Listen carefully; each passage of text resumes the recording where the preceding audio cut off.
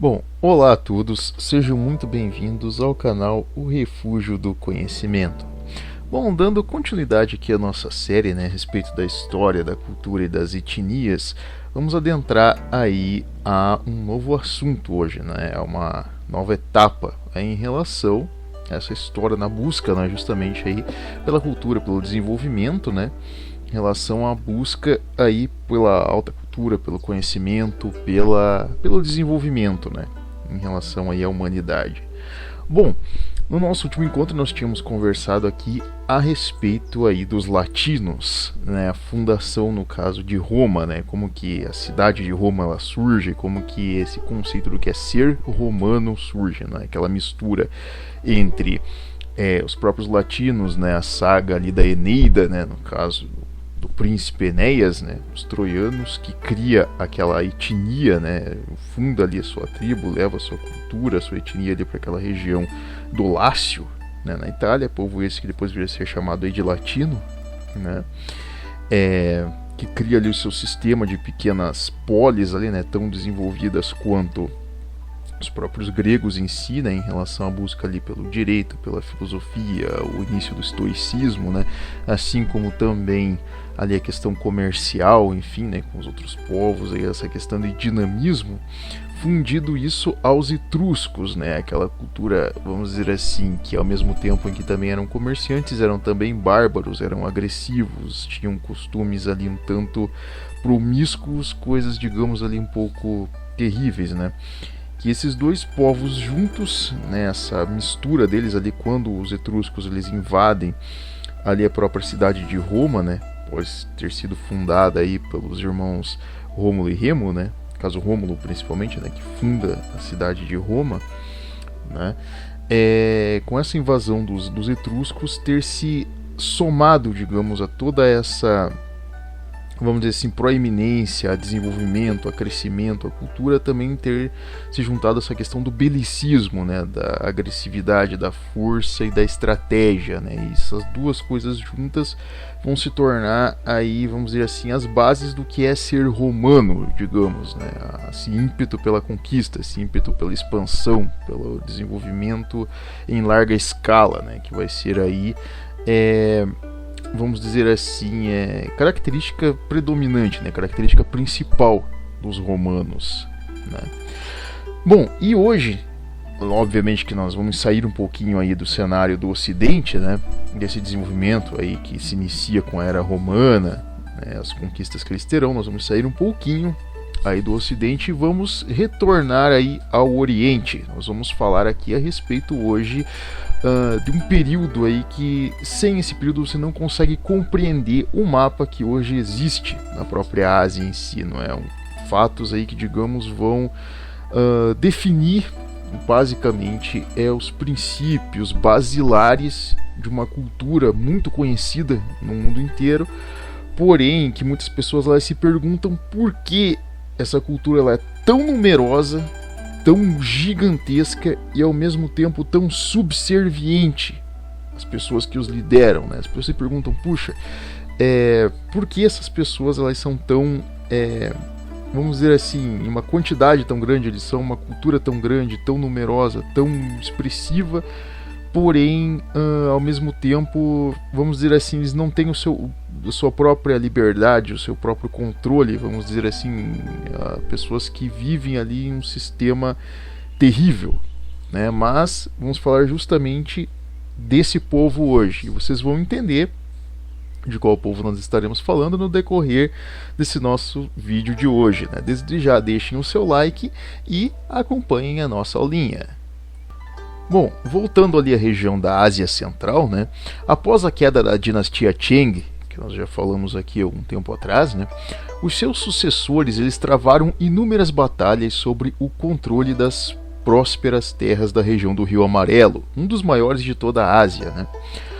Uma das famílias que se destacou no período, obtendo controle de várias das divisões de mercenários existentes, foram os famigerados Ji, ou Ji, sob o seu controle brutal e centralizado, uma série de pequenos vilarejos foi sendo criada a fim de se manter o controle de cada região da vasta planície.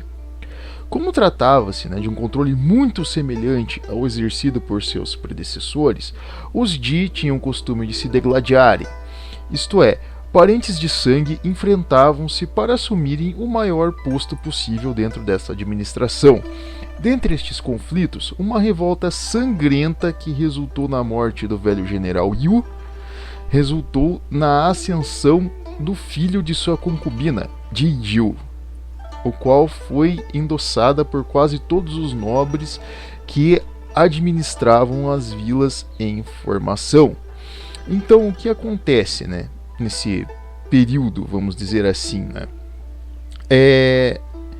em relação ali àquela região, a dinastia Qing, como nós já tínhamos abordado antes, né, ela era, vamos dizer assim, brutal em alguns quesitos, né? Então você não tinha muito essa questão familiar ainda, essa compreensão do que era família, do que eram costumes, do que era, vamos dizer assim, um certo respeito alheio ou hierárquico por uma pessoa mais velha, mais sábia, enfim. Isso já é uma característica que vinha desde o período dos Qing, nessa coisa de, vamos dizer assim, o desprezo pelo respeito, o desprezo por qualquer afeição ali familiar, ou seja, que for uma característica, vamos dizer assim, brutalmente tribal, né?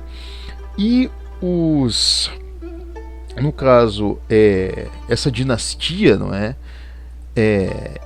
A família Ji, no caso, né, que vai fundar a dinastia Zhou, né, essa família Ji, ela, vamos dizer assim, levava os mesmos preceitos dos Qing para eles, né, dos seus antecessores. Eles pouco se preocupavam nessa questão do tratamento humano, né? Então eles eram bem, vamos dizer assim, complicados também nesse quesito, né? Eles se degladiavam entre eles para ver quem que assumia o poder ali da região, né?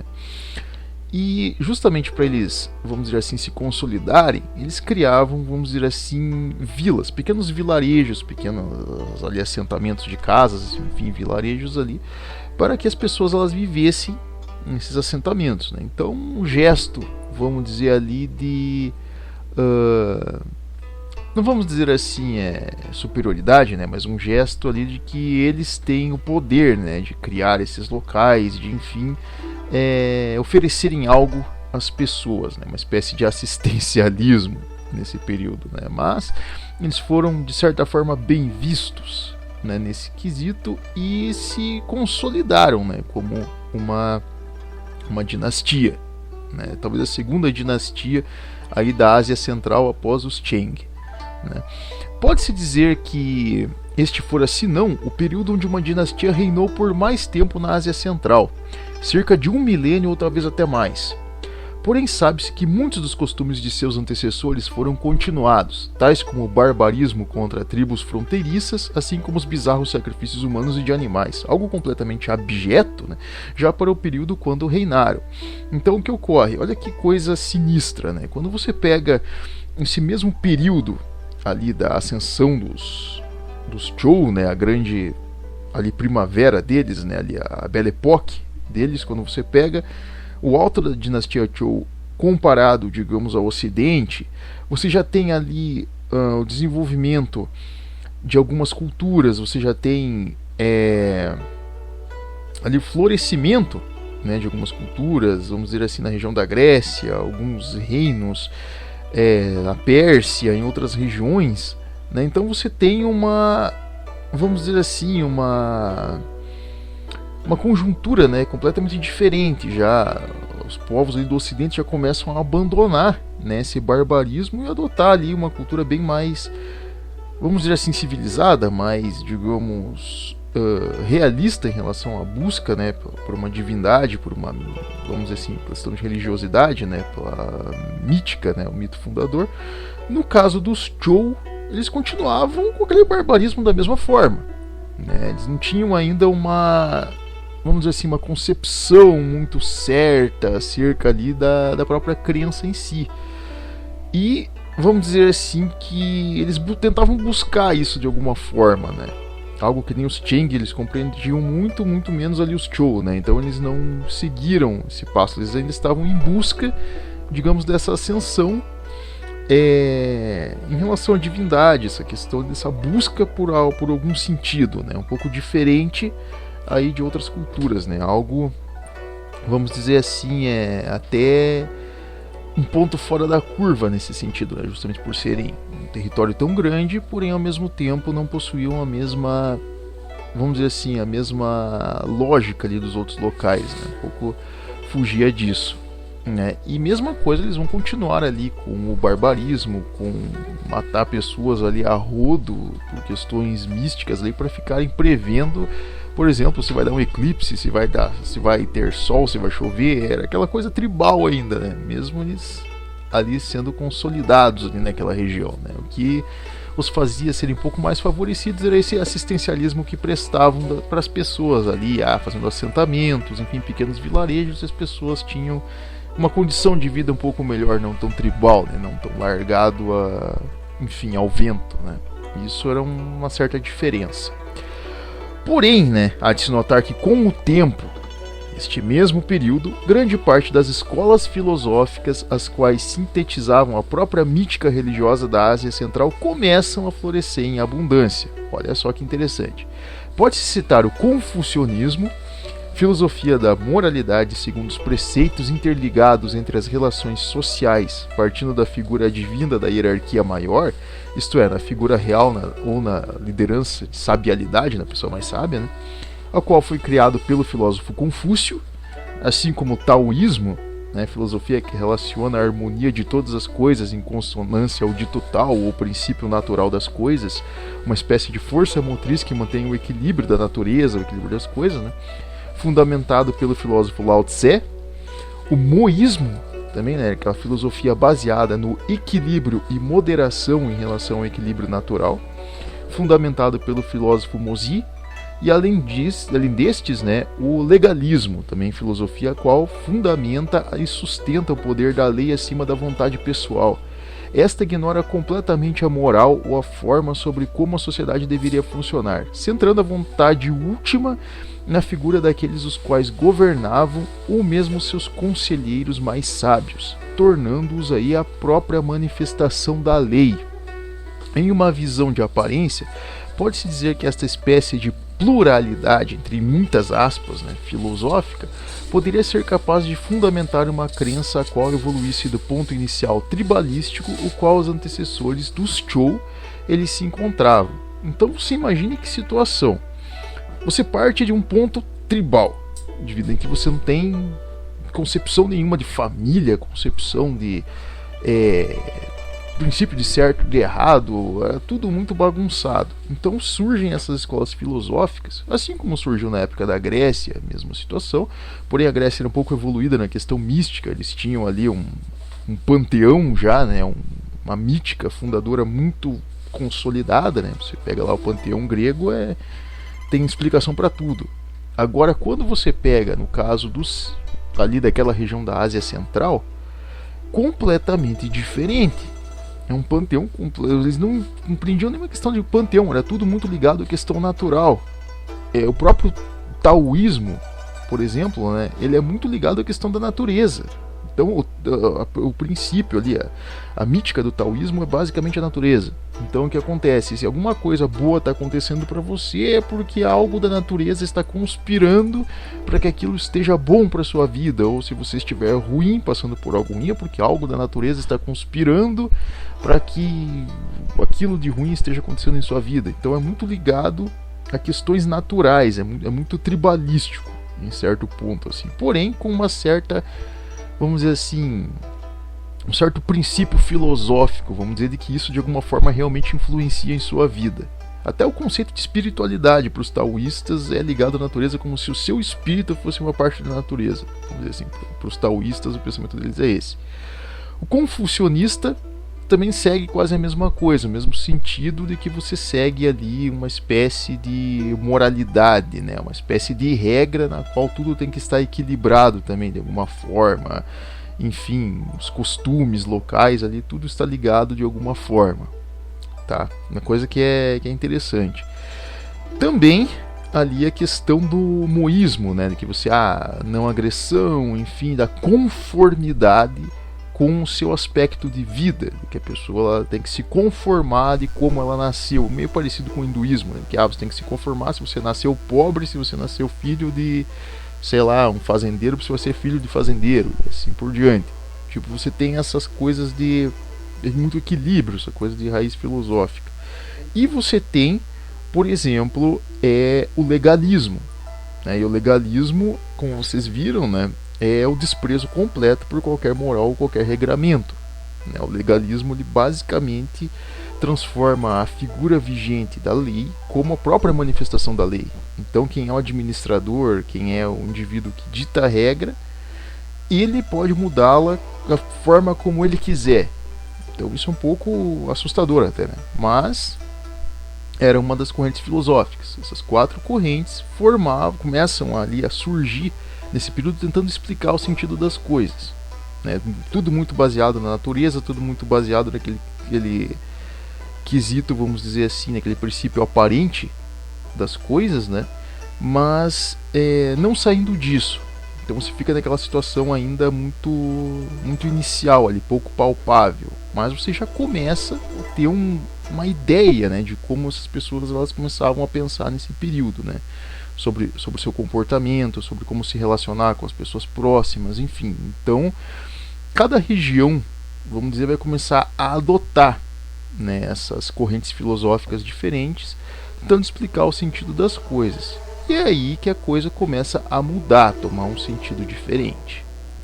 Bom, porém, né, o resultado dessa soma de interpretações filosóficas, né, tão conflitantes, neste caso a junção de um miserabilismo em relação à subserviência e à conformidade com a situação de vida, atrelado a uma espécie de hierarquia natural, né, predestinada, e a própria ignorância quanto ao respeito alheio simplesmente pelo título qual pertencem indivíduos acima da sociedade vigente, vão ser os ingredientes para uma fórmula terrível, a qual ela seria responsável por produzir indivíduos com sede por uma espécie de onipotência atrelada ao desprezo completo pela vida humana.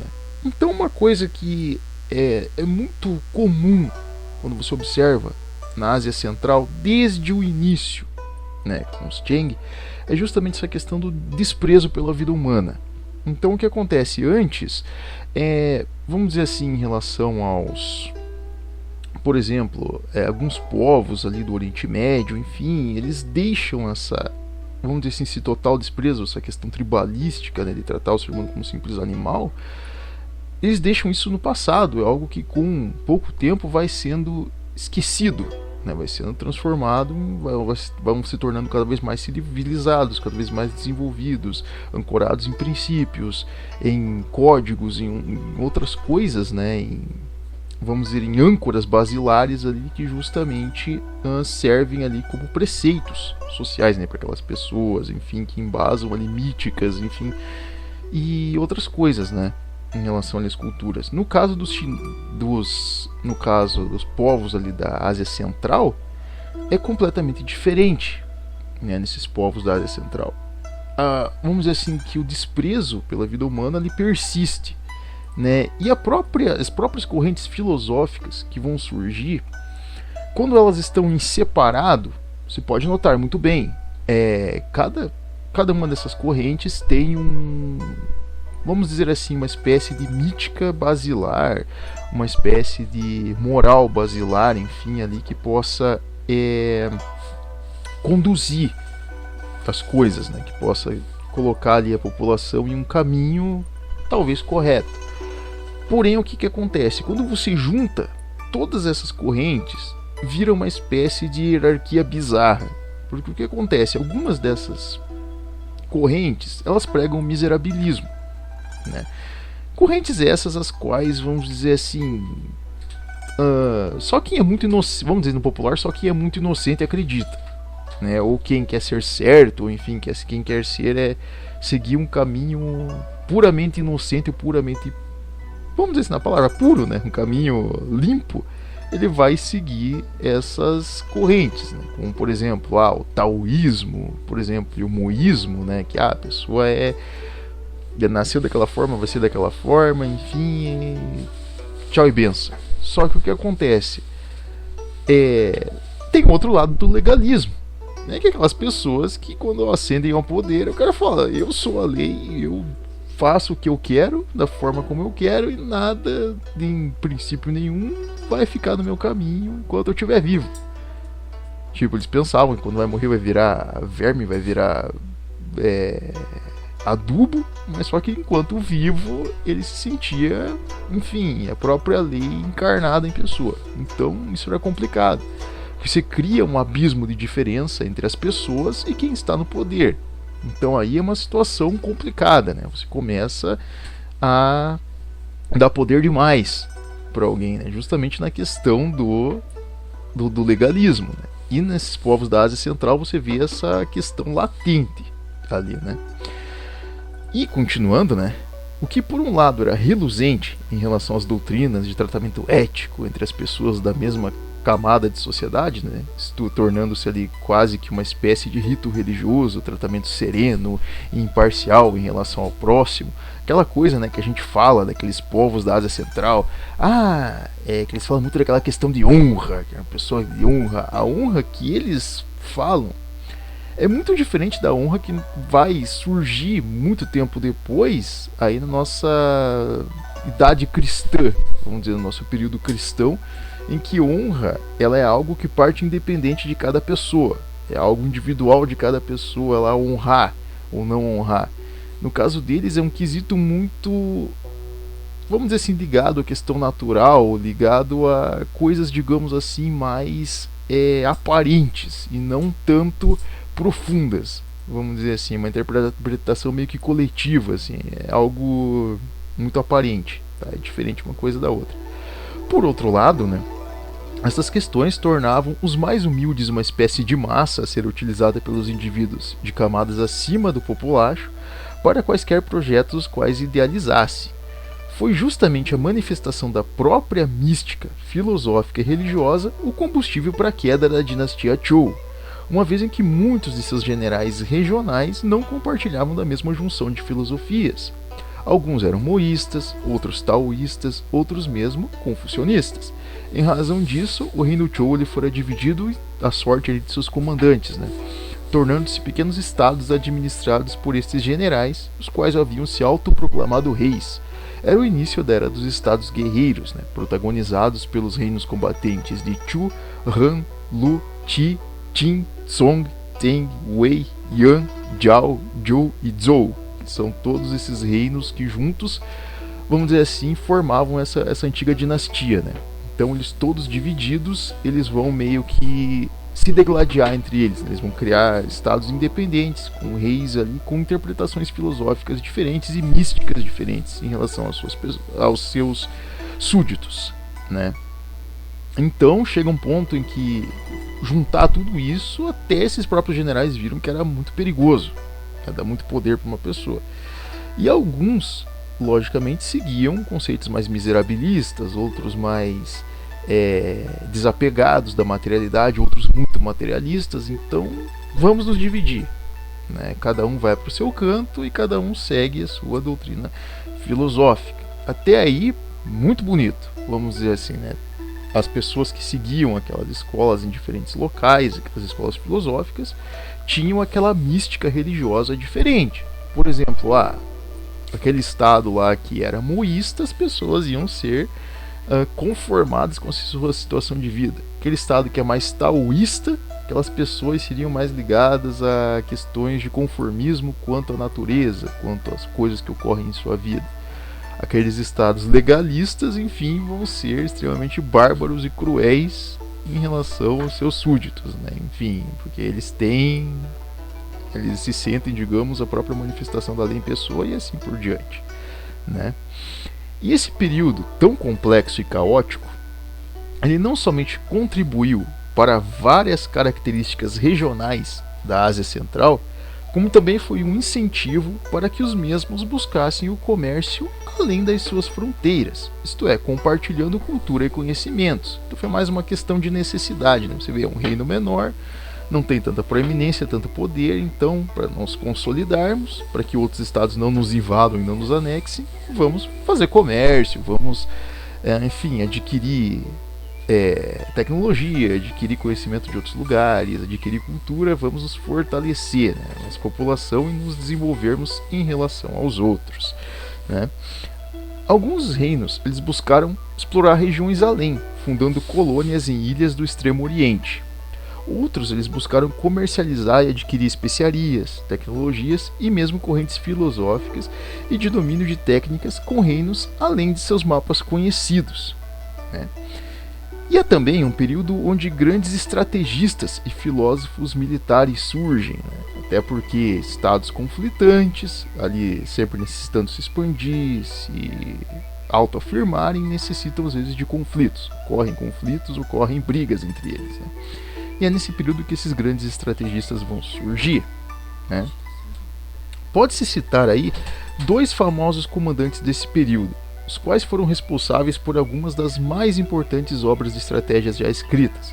Sun Tzu, um general da região de Qi, ele foi o responsável por descrever em seus escritos um manual impressionante, o qual serviria não somente para que seu reino, um dos menores dos estados guerreiros, né, pudesse sobreviver a ataques inimigos e mesmo conquistar territórios vitais para seu desenvolvimento.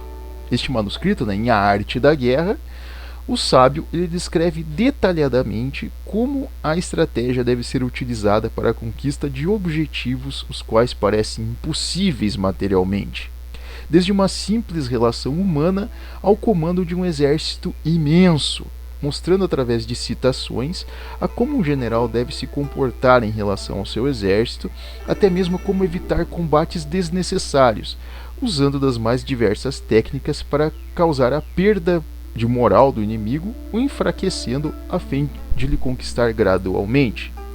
Tamanha a precisão de seus escritos que muitas das batalhas travadas pela humanidade posteriormente poderiam ser exemplos de seus ensinamentos.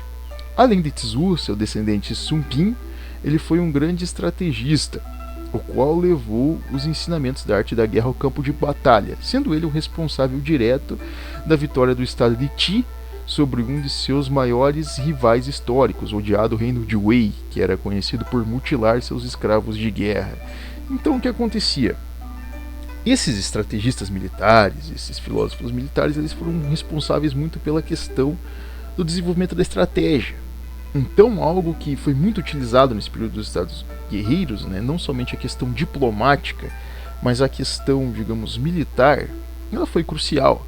E no caso de Sun Tzu, o que ele explica nesse manual, né, A Arte da Guerra, é justamente um manual para se alcançar objetivos da forma mais, vamos dizer assim, vamos dizer certa possível, né, mas da forma mais eficaz e menos dispendiosa possível. Por exemplo, nós podemos fazer um comparativo, né, hoje com a questão de um empresário alcançar um grande objetivo, de uma pessoa que está em busca, por exemplo, de um relacionamento, alcançar um relacionamento com uma pessoa que esteja em busca. Por exemplo, um político, por exemplo, um próprio exército, quando necessita em uma batalha alcançar uma vitória sem mortes dispendiosas, sem baixas dispendiosas. Então, a arte da guerra ela é um manual preciso sobre como alcançar a vitória da maneira mais fácil, entre aspas, né, da maneira mais eficaz. Fácil nada é, mas da forma mais eficaz. E Sun Tzu ele mostra isso em vários aspectos diferentes. Por exemplo, isso vai se repetir inclusive em vários eventos históricos, que poderemos até abordar aí posteriormente também, sobre como, digamos, se comportar em campo de batalha, como se desviar de batalhas dispendiosas, como, digamos, não ter de confrontar o inimigo em uma batalha em que você perde numericamente, e como utilizar-se disso para, em questões de cenários de terrenos, conseguir se obter vitórias sobre o inimigo, digamos, utilizando do menor número de pessoas possível, como ter o respeito e o engajamento de um exército sem, digamos, correr o risco deste se rebelar, se amotinar, ou, digamos assim, perder o moral facilmente. Tudo isso é explicado em Arte da Guerra. É algo realmente impressionante, é um livro impressionante. Inclusive existe até hoje, se quiser comprar, existem cópias desse livro Arte da Guerra. né, ali traduzidos para várias línguas. E é um manuscrito milenar, né? Foi Sun Tzu que vamos dizer assim, escreveu do próprio punho, né? Alguns dizem, outros dizem que foram pessoas próximas a ele que escreveram, né? Outros dizem até que é um compilado de ensinamentos de Sun Tzu, né? Em verdade, esse ensinamento dele realmente mostrou-se eficaz. Inclusive seu próprio descendente Sun Pin provou isso em campo de batalha e derrotou um estado inimigo utilizando os conceitos de Sun Tzu. Então, a estratégia ela realmente é importante no campo de batalha, e esses generais filósofos, né, militares, ganharam grande proeminência no período. Além disso, também, logicamente, a questão aí desse desenvolvimento filosófico, da busca de compreender outras correntes de outras nações, também vai se fazer importante, né? No caso, alguns reinos vão inclusive ter contatos aí com reinos mais vamos dizer assim, na Ásia mais próxima, no caso ao Índico, né? Então eles vão ter um contato muito maior com essas regiões, né? O que vai se tornar um grande diferencial também, né?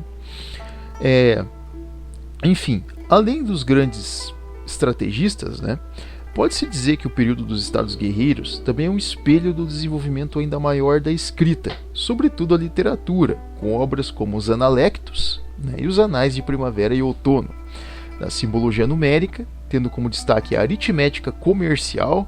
Olha só, o comércio já estava desenvolvido nesse período para eles, né, assim como dos escritos místicos e religiosos dentro da Ásia Central. O trabalho com pedras preciosas, tais como o jade e o bronze, assim como o desenvolvimento do trabalho com a seda na confecção de vestimentas, tornou-se parte primordial da aparência estética da sociedade da região. Além disso, a questão antropológica da numerosidade em relação às famílias da região contrastava com as inúmeras perdas que ocorriam em campo de batalha, em ferozes conflitos que ceifavam centenas, se não milhares de vidas. Então, quando a gente olha a Ásia Central, a gente olha ali a questão voltada à estética deles, né? Aquelas roupinhas de seda, aqueles, vamos dizer, kimonos, né? Aquelas roupas trabalhadinhas em seda, com florais, todas aquelas pinturas, né? Os trabalhos com pedras preciosas, com brincos, com outras coisas, né? Prendedores de cabelo, coisas que na época existiam, né, trabalhadas em jade, em pedras preciosas, começam a ser feitos nesse período, com a seda. Enfim, o trabalho com a seda ganha proeminência nesse período, né? Assim como também aí a questão de numerosidade das famílias, né? Bons tempos, vamos dizer assim, geram bonança, né? E bonança, enfim, gera pessoas, enfim, famílias, né? Crescem, se desenvolvem. E para as pessoas da Ásia Central, mesmo sendo um período caótico, é um período de bonança em relação ao crescimento familiar, exponencial, grande. Ao mesmo tempo que ocorrem também muitas baixas em campos de batalha, né, justamente por muitos conflitos, né, decorrentes aí dos estados guerreiros, algo aí que é inclusive marcante, né, e isso, vamos dizer assim, continua perdurando até por certo período. Bom, e não tardaria, né, para que as influências filosóficas e místicas fossem testadas em relação a cada reino da Ásia Central. Assim como os Ti haviam adotado os ensinamentos de Sun Tzu, o reino de Chu havia abraçado os ensinamentos do taoísmo, buscando fortalecer-se em relação à sua diplomacia.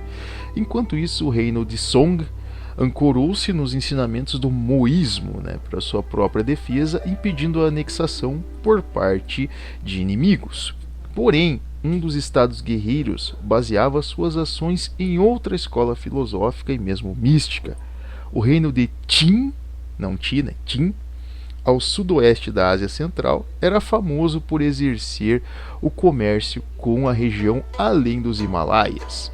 Tinham relações comerciais com os tibetanos, assim como com os reinos hindus. Foi com esses últimos que, compartilhando de suas tecnologias do período, construíram uma enorme e temida máquina de guerra, com armamentos como lanças, espadas, forcalhos, entre outros, construídos no mais puro ferro.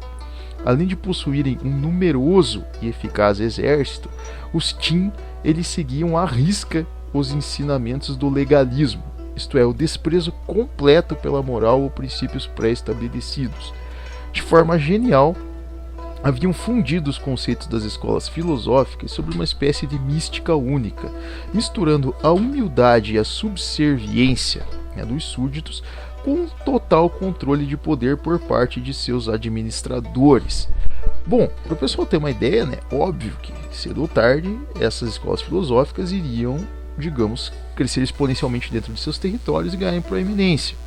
Alguns dos territórios abraçaram essas filosofias de forma, digamos, total, né? Seria o caso dos Qin, né? Não vamos confundir aqui Qin com Ti, né? Ti era um estado, vamos dizer assim, do norte, né? Um outro estado chinês, né? Da Ásia Central, um outro estado da Ásia Central, o qual ali ele seguia uma outra doutrina, né? No caso ali dos de Sun Tzu, né? Enquanto que Qin, né, ao sudoeste, né, dessa região, né, da Ásia Central, eles seguiam justamente o legalismo. Então o que ocorre? Nessa região, justamente esses líderes, né, desse estado, eles se viam como autoridades máximas, eles se viam como a manifestação de sua própria vontade, né? Então eles não eram questionados de forma nenhuma, né? Do contrário, eram governantes quase que totais, né, de suas regiões. E, de certa forma, ao mesmo tempo, eles também eram, vamos dizer assim, excelentes estrategistas e negociavam com outros estados fora dessa região, né, outros reinos, além dos próprios Himalaias, além ali dessas fronteiras conhecidas, né, desses estados combatentes ali. E eles vão negociar com os tibetanos, eles vão negociar com os hindus. Então a parte principal do armamentismo deles, do belicismo, né, do fortalecimento da máquina de guerra, vai vir justamente dos hindus. Eles vão conseguir obter muito dessa ferramentaria das mãos dos hindus, negociando com eles. Eles levavam ali para eles especiarias, pedras preciosas, que os hindus, vamos dizer, nesse período estavam uma proeminência muito maior, um desenvolvimento muito maior, né? Do outro lado, aquela região ali da Ásia Central tinha toda essa questão caótica e precisavam crescer cada vez mais, se desenvolver. Então, para eles foi importante, né, conseguir ali negociar com eles e obterem todos esses recursos. Ao mesmo tempo em que nesse estado, no caso Qin, era totalmente implacável, né, com os seus súditos, era extremamente centralizado e muito eficaz em relação ao controle das coisas, né. Era tenebroso de uma certa forma e ao mesmo tempo respeitoso, né, admirável na questão da sua força, né. E foi neste reino, né, que toda a história da região ela mudaria drasticamente. Foi ali que um jovem chamado Qin Shi Huangdi, né, filho de um príncipe exilado, viria a tornar-se rei, né, futuramente. Fruto de uma relação complicada, o jovem era visto como uma ameaça por parte de seus próprios parentes. Por vezes, seus próprios familiares, inclusive, planejaram seu assassinato a fim de reclamarem um trono para si. Sua própria mãe almejava matá-lo para colocar um filho de um segundo casamento como sucessor do reino. Essa difícil criação, somada aos terríveis preceitos do legalismo, né, assim como ter sobrevivido a várias tentativas de assassinato, fizeram com que o jovem Qin ele observasse em si mesmo uma espécie de figura messiânica, predestinado a obter o controle da sociedade, uma vez em que ele próprio não devia subserviência a qualquer princípio ou fundamento do legalismo. Sendo assim, ao assumir o trono oficialmente em cerca de 247 a.C., iniciou uma verdadeira campanha em níveis assombrosos. Então, para vocês verem como é que, vamos dizer assim, doutrinas perigosas, filosofias mal engendradas, mal, digamos ali, interpretadas ou mal constituídas, criam problemas monumentais. E no caso do legalismo seria isso, né? O próprio Qin Shi Huangdi, ele é a manifestação própria do legalismo, né? fundido ali aquelas outras escolas filosóficas que abraçam essa questão da subserviência, do conformismo com aquela situação social, aquela situação natural a qual a pessoa está. Então esse abismo se torna ainda mais latente. Então Qin Shi Huangdi, ele é a manifestação disso. Ele sofre quando criança, ele tem uma infância terrível, ele não é... Lembre-se que esses estados não tinham muito uma questão de princípios de certo e errado. Então a família dele era completamente maluca, né? Eram pessoas, uma tentando tomar o poder da outra. Era um verdadeiro Game of Thrones, né? Vamos usar em exemplo. Nos dias atuais era um Game of Thrones dentro da família dele. E ele mesmo era um dos principais alvos. Afinal, ele era o favorito para ter o trono para ele. Então todo mundo queria a cabeça dele morto, né? Enfim. E vamos dizer assim, que isso foi revoltando ele, ele, toda vez que ele escapava dessas tentativas, né, de assassinato, enfim, que os seus eunucos ali, os seus conselheiros ali, seus guardas o protegiam, ele se sentia cada vez mais legitimado, ele sentia, eu sou uma figura além do comum, se eu estou vivo porque o meu projeto é muito maior do que isso. Afinal, ele não tinha nenhum princípio, né? Ele focava sempre no próprio egoísmo dele. Então eu sou proeminente a ter algo muito maior. O negócio aqui é que eu tenho uma obra muito maior para fazer lá na frente. Ele sempre pensava. Ele tinha essa visão messiânica. Ele se sentia um messias, basicamente, né? A cabeça dele era mais ou menos essa.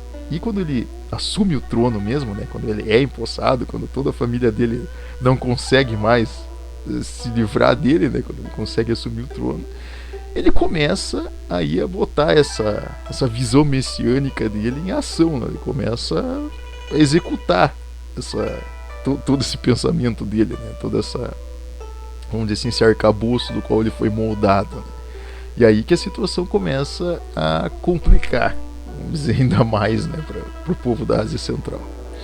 Um dos primeiros preceitos, né, que esse rapaz ele buscou, né, para garantir a legitimidade de seu reinado foi acabar com os sacrifícios humanos e de animais em relação ao misticismo. Então aquela coisa, tá, vamos parar para pensar.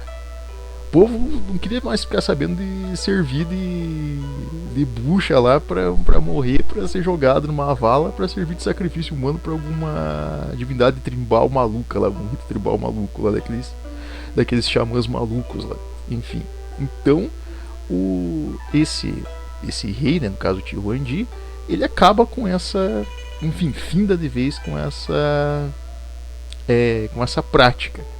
Porém, uma coisa que é engraçada, né, após isso, né, utilizando-se do mesmo embasamento de desprezo pela vida humana, ele começou a utilizar a mão de obra da população de seu reino em larga escala, de forma análoga à escravidão, os utilizando para obras monumentais.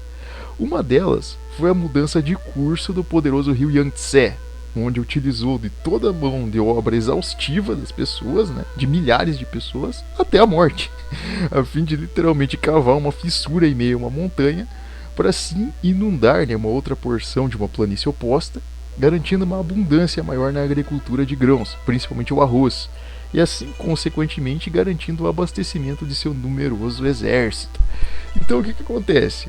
Tá, vamos tirar o foco de você matar a pessoa na hora lá, de fazer sacrifício humano pros xamã maluco lá, pras divindades malucas tribal que ainda existiam, né? Vamos findar com isso, agora somos todos legalistas, somos confucionistas, taoístas, agora nós somos civilizados, nós saímos daquela questão tribal bizarra.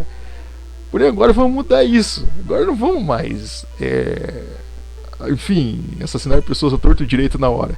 Não, vamos utilizar a mão de obra delas antes, vamos sugar elas até elas morrerem, é mais útil, né, nas nossas construções que vamos fazer do que ficar matando a torto direito e perdendo gente. Então vamos utilizar isso pelo menos, sabe, em benefício próprio. Então é mais ou menos isso que ele faz. Ele começa a utilizar da mão de obra para construções megalômanas. E a primeira delas é justamente desviar o curso de um rio gigantesco. Para quem estudou um pouquinho de geografia, você tem os dois grandes rios chineses, né, que é o rio onde hoje se situa a China, né? Você tem o rio Yangtze e o rio Amarelo, né? São os dois grandes rios que cortam essa região. E o que acontece? O rio Yangtze, ele literalmente corta uma montanha ao meio.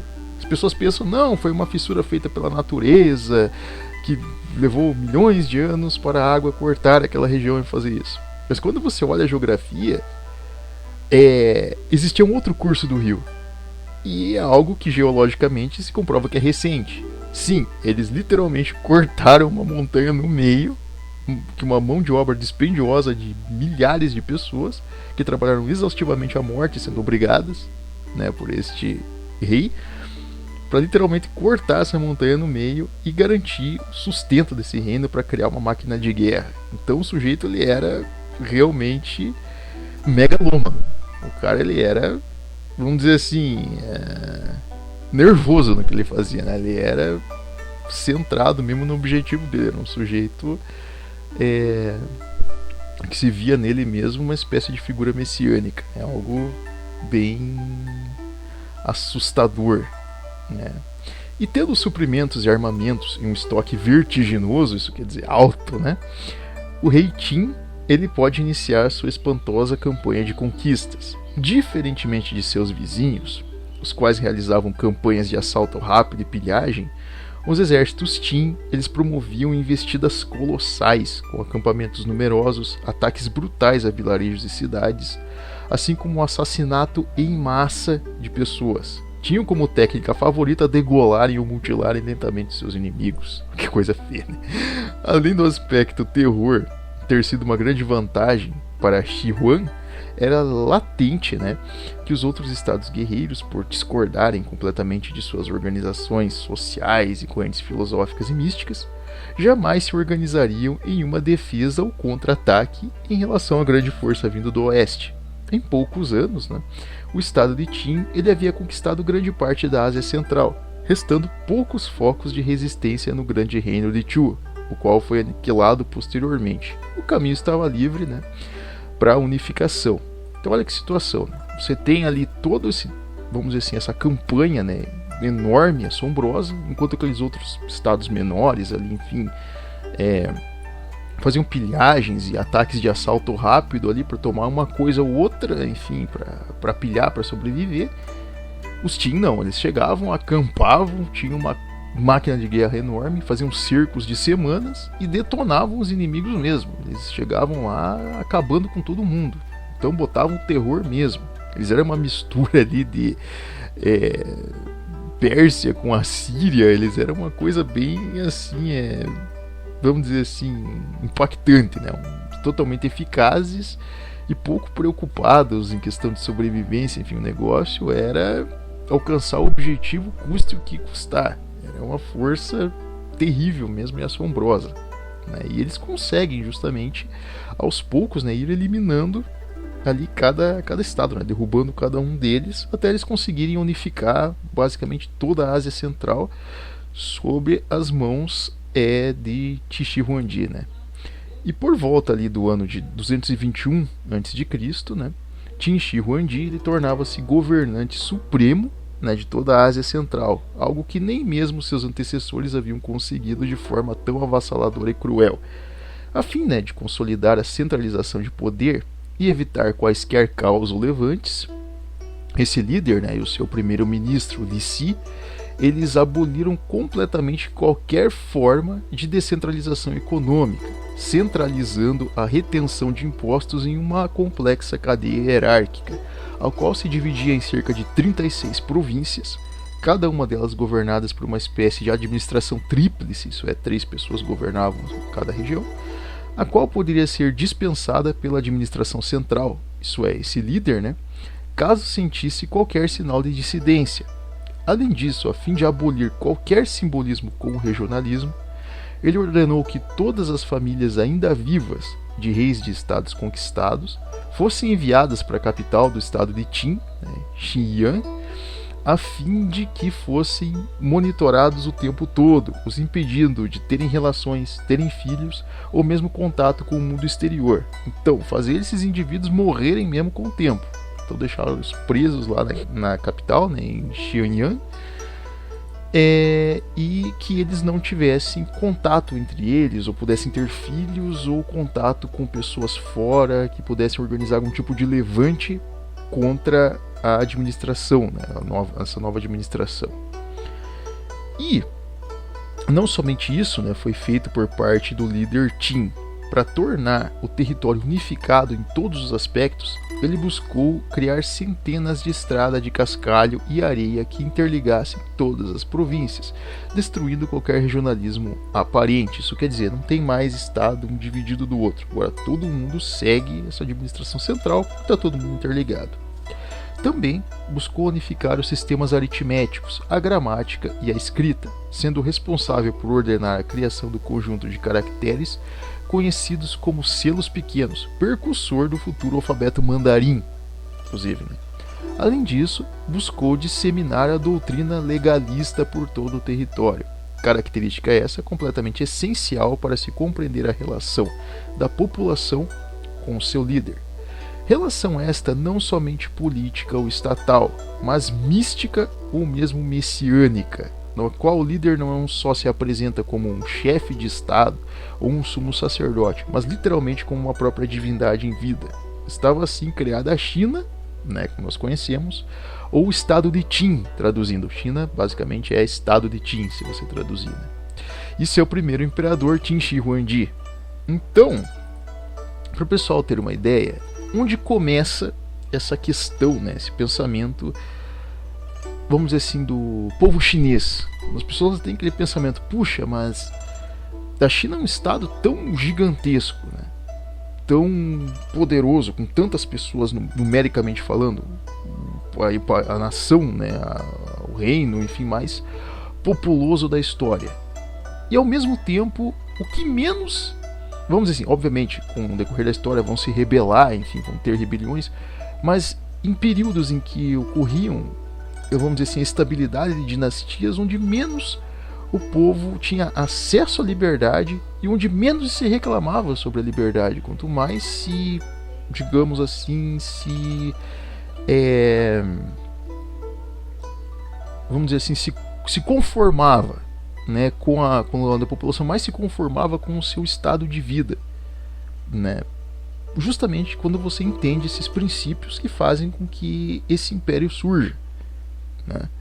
Pela questão do legalismo, pela questão dessa junção de confucionismo, taoísmo, moísmo, todas essas filosofias juntas, elas mostram tipo o quê? Que a população ela se torna, vamos dizer assim, no caminho certo, entre aspas, abnegada da questão material, enquanto você tem uma outra camada da sociedade que é totalmente materialista e controladora. E ela não vê, despreza qualquer uma dessas morais, embora em suas cortes tivessem taoístas, enfim, moístas e outros. Eles eram totalmente desapegados disso, eles eram pessoas materialistas por completo, esses imperadores, esses indivíduos, né, esses reis.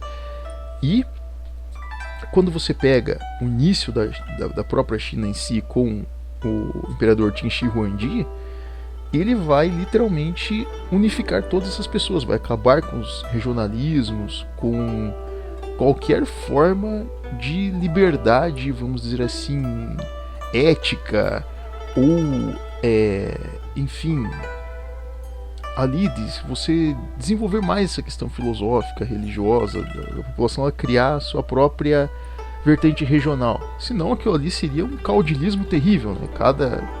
Cada reinozinho se criaria ali um pequeno reino com uma realidade completamente diferente, como no caso dos Estados Guerreiros.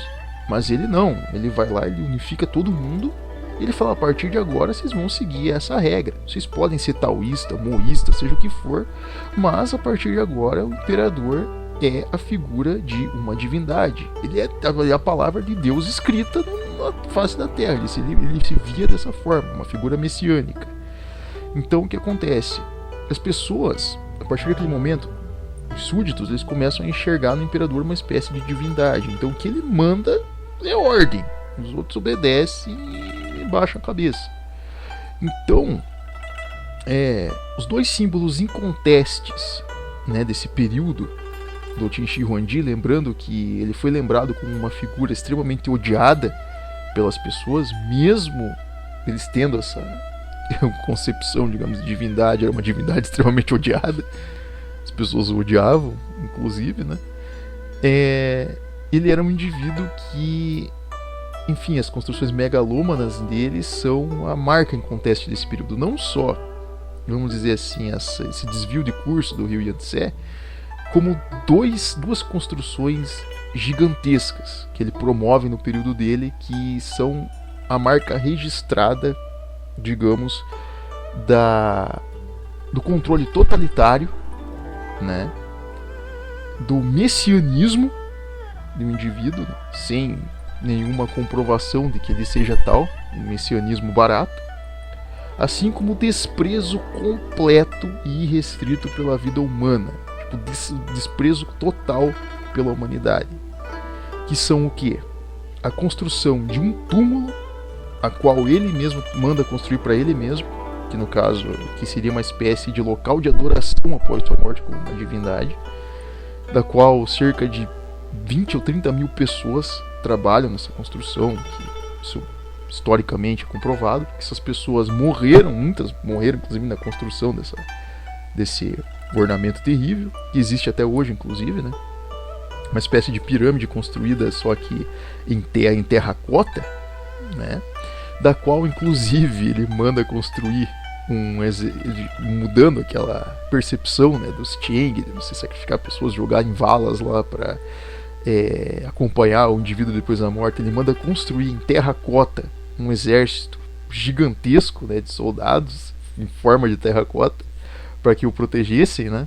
Inclusive isso foi descoberto, né, há cerca de menos de um século, né, que foi feita essa descoberta do grande exército de terracota, né, que é uma das grandes maravilhas aí, né, da descoberta da humanidade, mas que foi feito a mando, né, desse indivíduo, algo impressionante, né?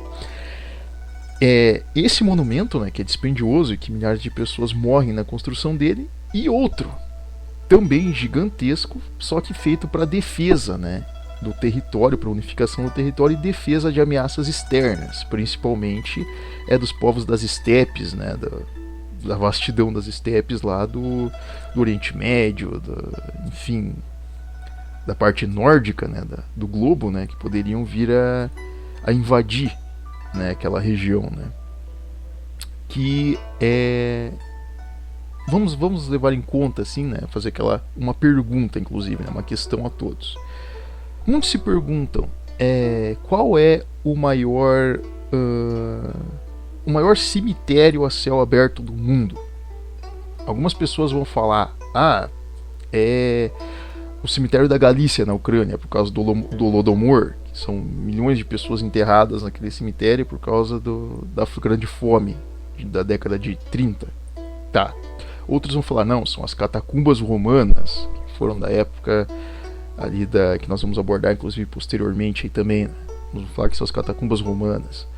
Outros vão falar, enfim, que seja alguma outra região aí do mundo, sei lá, algum local aí muito, muito pesado, como coisa ocorreu, Auschwitz, por exemplo, né?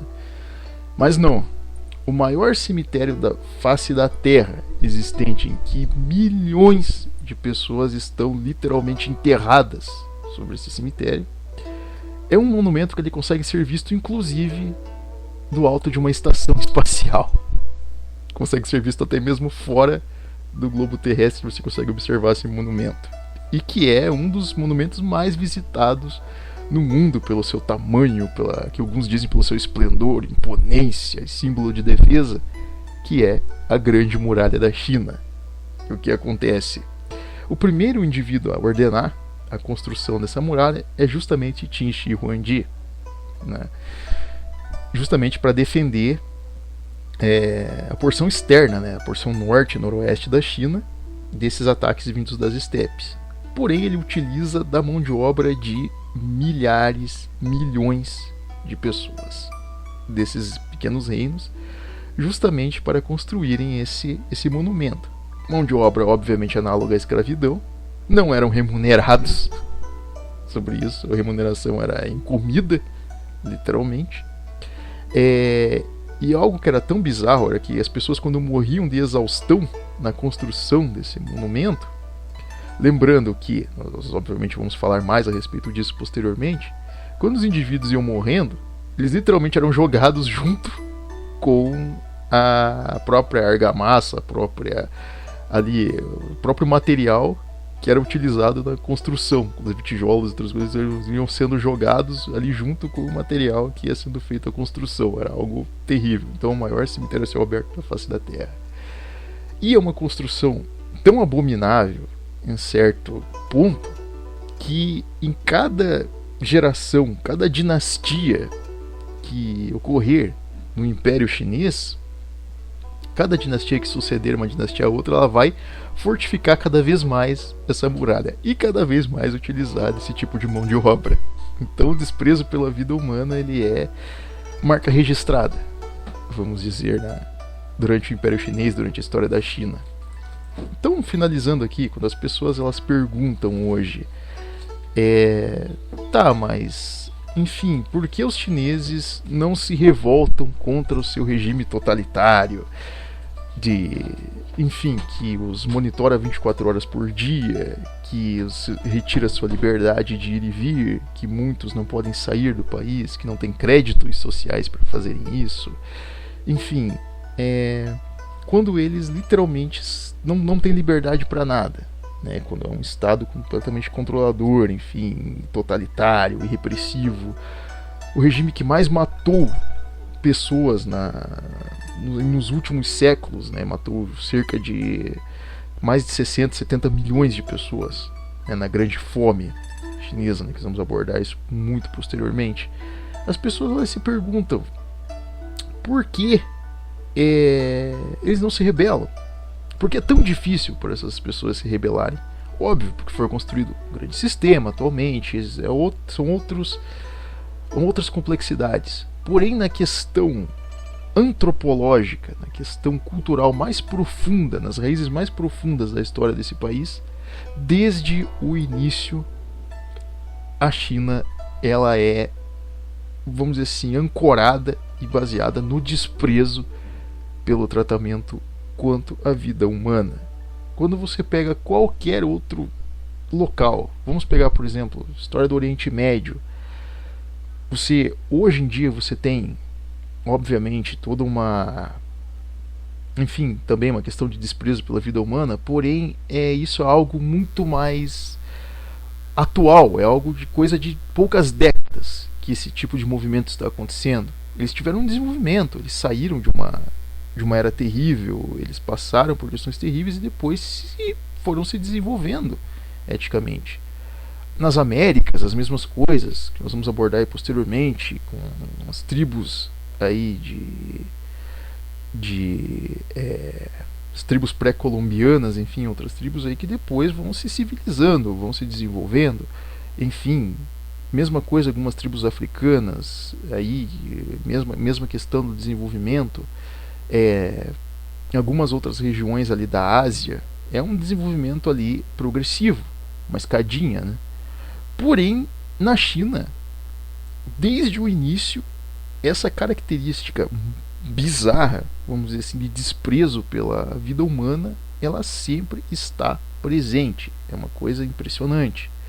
Nunca, durante toda a história chinesa, quando nós formos abordar aqui posteriormente, já algo que nós adiantamos, nunca se vai perceber que houve um período, vamos dizer assim, em que esse povo pudesse dizer: nós somos livres para seguir tal religiosidade, realmente nos aprofundarmos naquela raiz filosófica, enfim, ter uma certa proeminência, uma manifestação maior daquela raiz filosófica, daquela crença ali em desenvolvimento. Não, eles sempre foram, digamos assim, controlados, né, por essa entidade maior, que para eles literalmente o líder ali, o indivíduo que os governa, é uma divindade. Então eles sempre vão ter esse pensamento, né? E coisas terríveis vão acontecer. Vai ser uma coisa tão impressionante que a China ela é um reino, né, um império que vai ser responsável por construções tão impressionantes, tão incríveis, né, por feitos tão incríveis, ao mesmo tempo em que vai contrastar com essa realidade terrível, né? Com esse aspecto terrível, né? Enfim, e vai ser aí de espelho aí para muitos indivíduos cruéis, né? Que vão se espelhar nesse tipo de administração, nesse legalismo, né? Bom, mas espero que tenham gostado aqui do nosso episódio de hoje, né, a respeito aí da criação, né, no caso do Império Chinês, né. Peço que deixem um like aqui, não é? E na próxima aula aí, esperamos aí que, se Deus quiser, estaremos abordando aí a respeito, voltaremos aí no caso ao Ocidente, né? E estaremos aí abordando, né, sobre mais aí a respeito do desenvolvimento romano e aí das outras etnias aí que estarão em confronto com eles aí no decorrer, né? E teremos muito mais informação aí a respeito desse período para o pessoal que gosta aí de ouvir sobre história, né? Sobre cultura e sobre o desenvolvimento aí das etnias, né? Mas desde já agradeço a todos e muito obrigado.